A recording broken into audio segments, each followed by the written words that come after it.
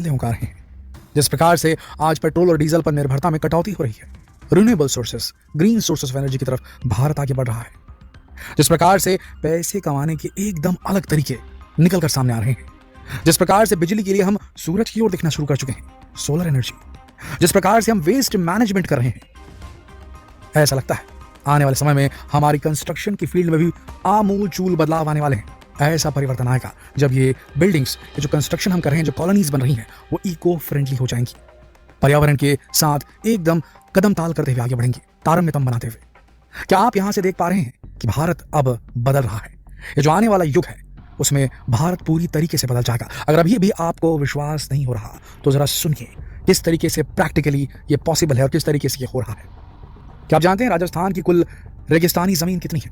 2,49,000 kilometre से भी ज्यादा। इस रेगिस्तान का किस प्रकार से इस्तेमाल कर सकता है भारत? दुनिया में ऐसे कई एग्जांपल्स हैं जहां पर डी डेजर्टिफिकेशन किया जा रहा है, यानी कि रीग्रीनिंग ऑफ डेजर्ट किया जा रहा है, रेगिस्तानों को हरा भरा बनाया जा रहा है। जी हाँ, अब वो टेक्नोलॉजी है हम इंसानों के पास कि हम बंजर रेगिस्तान को, रेतीले रेगिस्तान को बदल सकते हैं हरे भरे ग्रीन लैंड्स में। वहां खेती की जा सकती है, वहां से फसल ली जा सकती है, वहां कुछ ऐसा किया जा सकता है जिससे क्लाइमेट चेंज हो रहा है उसे किसी तरीके से रिवर्स भी किया जा सकता है, कुछ हद तक रिवर्स भी किया जा सकता है। हम इंसानों ने जो गलती की है उसे रिवर्स किया जा सकता है। क्या आप जानते हैं कि 2,49,000 स्क्वायर किलोमीटर के एरिया के सिर्फ 1/4 इलाके में भी हम हाई पोटेंसी वाले सोलर पैनल्स लगा दें तो क्या होगा? नहीं मालूम आपको? हम बताते हैं। एलन मस्क, नाम तो आपने सुना ही होगा। एलन मस्क ने अमेरिका के आम नागरिकों को वो शक्ति दी है कि वो ग्रीन एनर्जी का सोर्स चुन सकते हैं। सरकार पर डिपेंड रहने की कोई जरूरत नहीं उन्हें बिजली के लिए। उन्होंने एक प्रोडक्ट निकाला है, इस प्रोडक्ट का नाम है सोलर रूफ, यानी कि सोलर पैनल से बनी घर की छत।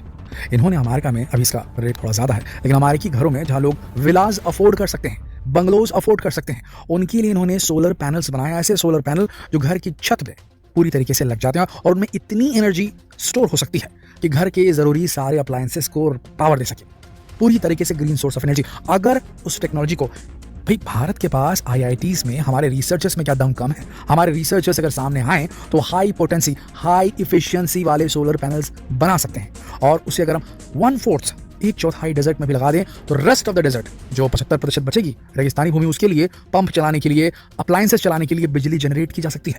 और वहां पर फिर अलग अलग तरीके से, जैसे कि आपको बता दें, आजकल की तारीख में किसान जो है वो सीधे बड़े बड़े पंपों से या नदी नालों से सीधे पानी नहीं देते। आजकल ड्रिप इरिगेशन का मौसम चल रहा है, ड्रिप इरिगेशन का ट्रेंड चल रहा है किसानों में। जो पढ़ा लिखा किसान है वो ड्रिप इरिगेशन को ही फॉलो करता है। ड्रिप इरिगेशन मतलब बूंद बूंद करके पाइपलाइंस के माध्यम से पानी का पौधों की सीधे जड़ों में टपकाना, इधर उधर पानी कहीं वेस्ट नहीं होता और उस पानी में मिनरल्स और जितने भी जरूरी न्यूट्रिशन रहता है पौधे के लिए, फसल के लिए, वो मिला दिया जाता है।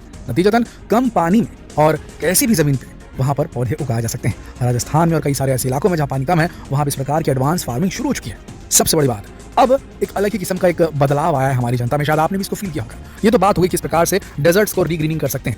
रेन वाटर को रोकने के लिए भी अलग अलग तरीके निकाले जा रहे हैं जिसमें जमीन में इस प्रकार के स्ट्रक्चर्स फॉर्म किए जा सकते हैं जिससे पानी जब गिरे तो वहां स्टोर हो जाए, उसका भी इस्तेमाल किया जा रहा है। घरों में रेन वाटर हार्वेस्टिंग टैंक्स लगाए हैं। कुछ लोग गलत काम करते हैं, बेईमानी करते हैं, उसे बनाते नहीं, जो कि गलत है, हमें करना चाहिए। उसे हम ग्राउंड वाटर को नहीं चार्ज कर सकते। सबसे बड़ी बात में आते हैं वो है एडवांस फार्मिंग पर। एक टाइम आया था जब भारत में हरित क्रांति हुई थी, ग्रीन रेवोल्यूशन हुआ था, लेकिन अब जो जमाना है वो ऑर्गेनिक रेवोल्यूशन का है। आपने अपने आसपास की किराना दुकान में जरूर देखा होगा, जो आम आप चावल और दाल खरीदते हैं उसके अलावा आम दाल और चावल के रेट से थोड़ा सा बढ़ा करके ऑर्गेनिक दालें और चावल भी मिल रहे हैं। ऐसे अनाज जो ऑर्गेनिक तरीके से उगाए गए, जिसमें कोई फर्टिलाइजर, ज्यादा पेस्टिसाइड्स का इस्तेमाल नहीं किया जाता, ऑर्गेनिक खाद से इन्हें बनाया जाता है। इससे नेचुरल टेस्ट और जो पुरानी नस्लों की जो फसलें हैं उन्हें बचाने में कामयाबी मिल रही है। एक ऐसा रिवोल्यूशन है जिसे अपनाकर भारत के किसान अच्छा खासा मुनाफा कमा सकते हैं। ऑर्गेनिक का बैच मिल जाने के बाद फसल काफी ज्यादा पैसा देती है, यानी कि आप पर्यावरण के साथ भी चले, स्वास्थ्य के साथ भी चले और मुनाफा भी तगड़ा कमाया। ठीक इसी तरीके से जैसे कि हमने बताया, पैसा कमाने के तरीके एकदम अलग हो चले। वेस्ट मैनेजमेंट, कचरे से बिजली बनाई जा रही है, प्लास्टिक कचरे से जूते बनाए जा रहे हैं, कपड़े बनाए जा रहे हैं। जी हाँ दोस्तों, वेस्ट रिसाइकलिंग एक बहुत बड़ा धंधा, एक बहुत बड़ी इंडस्ट्री बनकर उभर रहा है भारत में। जिस प्रकार